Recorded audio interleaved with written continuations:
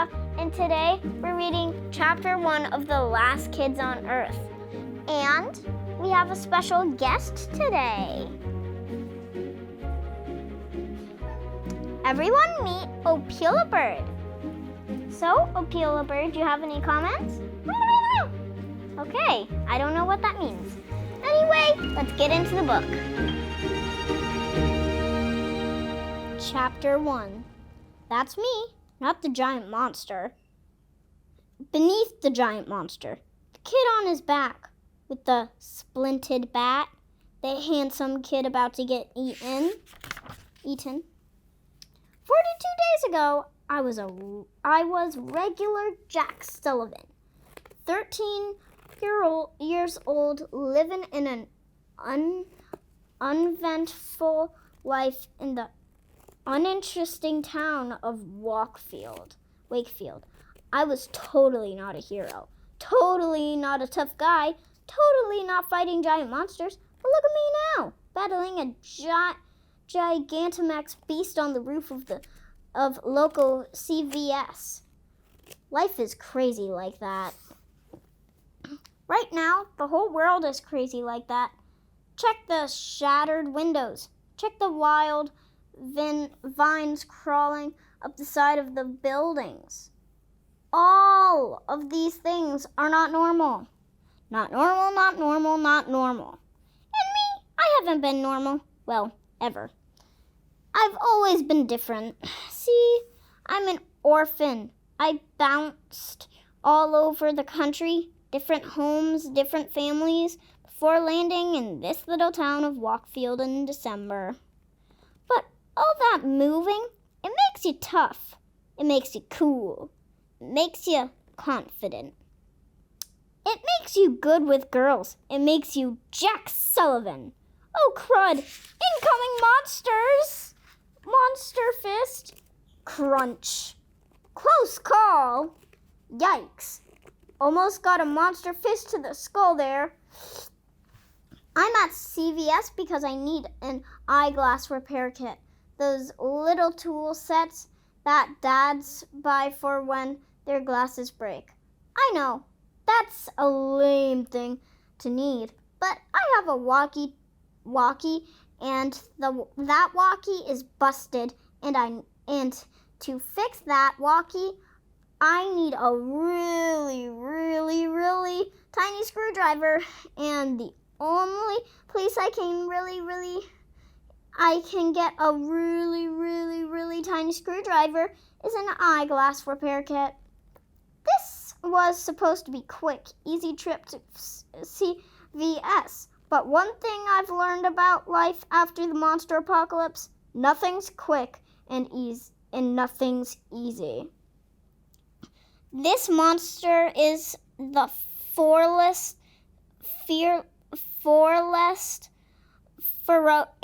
most ferocious and just plain horrible thing I've encountered yet. He's straight up ka-slam! Yikes! The monster's massive fist pounds the roof until it cracks like thin ice. I trip, tumble back, and I land on my bony butt. It's time to stop being this monster's punching bag. See, I've kind of been the world's punching bag for a while, it just ain't a whole lot of fun. So I'm fighting back. I get to my feet, I dust myself off, I drip my bat in my hand, not too tight, not too loose, just like they catch you in Little Lagoo. Only I'm not trying to hit some kid's lousy curveball. I'm trying to slay a monster. Well, basically, he triumphs. The monster's massive hand snatches me out of midair. I'm a thimble in his giant grasp. I try to grab hold of my baseball bat blade, Akaluva slicer, but the monster's crushing grip pins my arms to the side. He pulls me in close to his face. Thick salvia like slime ooze down his lips. His eyes scan me over his gaping nostril flare as he inhales my scent. I feel like that blonde baby in King Kong, only I don't think this beast wants to hug me and love me. He sniffs me some more, blowing my hair back as he exhales. I turn my face. His breath, it's just, wow. My man, he here needs to floss. I've encountered other freaky beasts over the last 42 days, but none like this. None that examines me, looking me over, smelling me, studying me. None that felt this terrifyingly smart. I have a sick feeling in my gut, a sense, something that tells me that this beast here is 100% beyond evil. A smile seems to creep across the monster's face. A sinister smirk that says, I'm not simply some primple thug. I'm a monstrosity villain, a great evil, and I will enjoy. Intellectually, pain upon your tiny human body. With a spine-tingling moan, the beast's mouth opens wide, revealing the army of dirty fangs with chunks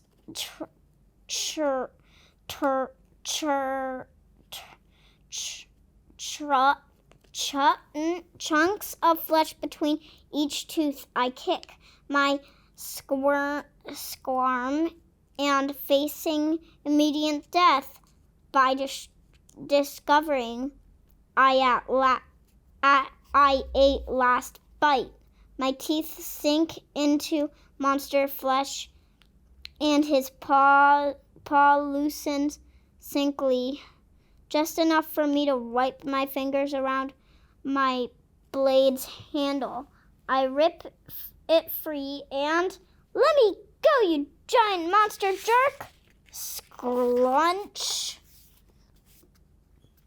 I slam the bat into the creature's thick cranium until he roars a sound like blorg.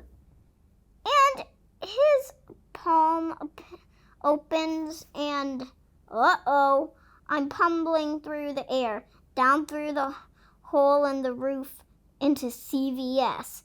Oof!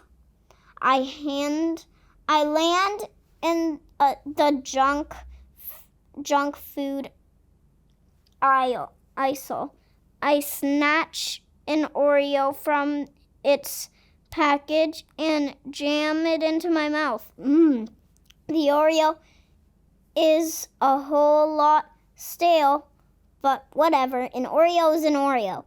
And good snacks are hard to find these days. Plus, since the world ended, it's pretty much everything for the taking. And I'm not turning that down. No way. Rising, I examine my precunum of the monster's giant feet fills like the entrance sore. One toe in the school supplies, a sole, another on top of the hairspray and conditioning aisle, dashing up and over the monster's foot toward the front of the store. I spot what I came for. I shoved the kit into my pocket, but then smunch. The monster's claw fingers tear through the roof like it's nothing. The ceiling collapse around me as I dart for the door. I'd love to say for a while, flip through the amazing, check the sunglass spinny thing for cool adventures, eat some Funyuns, but no time for that, giant monster and all. I burst through the front door and escape. I dash past a crumble car and through an overgrown yard and slide beneath a caved-in porch of an abandoned house. I pull out my camera. I always carry my camera. Always. I raise the viewfinder to my eyes, twist the lens, zoom in, and snap. I photograph every monster I come across. So later on, I can study their attacks and defenses and strengths and weaknesses and junk. Also, it's just rad to say I'm a monster photographer. I give each monster a name, too. But what to call this guy? What to call a monster so terrifying and that just looking at him scrambles my insides with French fried fear? The big beast roars again. A sound like blarg. Blarg. That's got a ring to it. Suddenly, there's a racket like wrecking ball crashing into 10 million Legos. And the CVS is crumbling, and Blarg stomps through its walls into the parking lot. When the smoke clears, I see the monster fully for the first time, upright. Standing tall on legs as thick as tree trunks, a montreal terror. He is Blarg. 40 feet tall, smells like 3-day-old barf. Armored stink. Claws, hands, for clawing stuff. Disgusting tentacles. Blarg lowers his nose to the ground and sniffs. He lifts up a car and peeks underneath. Holy crud, he's on the hunt. He's searching for me. He scans the destroyed,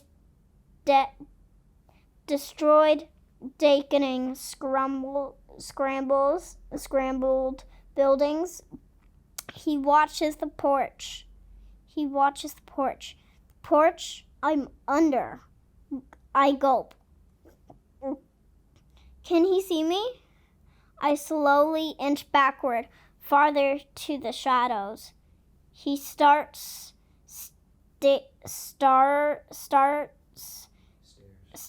at a porch a moment longer, then raises his hand to the sky A definite howl of crunching erupts from his lungs. Guess he doesn't see me. Blarg turns and stomps his way down Spring Street, away from the ruins of the CVS. Sniffing along the ground, he goes. He's like a bloodhound. And now he has my scent. As I sneak out from beneath the porch, I think that was close. Super, very dangerous close. But I'm getting used to things being super, way dangerous close. What can I say? Life after the monster apocalypse? It's scary. And also a lot weird. But that's okay. I'm a lot weird too. Now, time to get back to the treehouse. And that's it for chapter 1 of The Last Kids on Earth. Make sure to stay tuned for next Friday. We are gonna read The Last Kids on Earth chapter 2. Make sure to like and subscribe and hit the bell. Thanks for watching. Bye!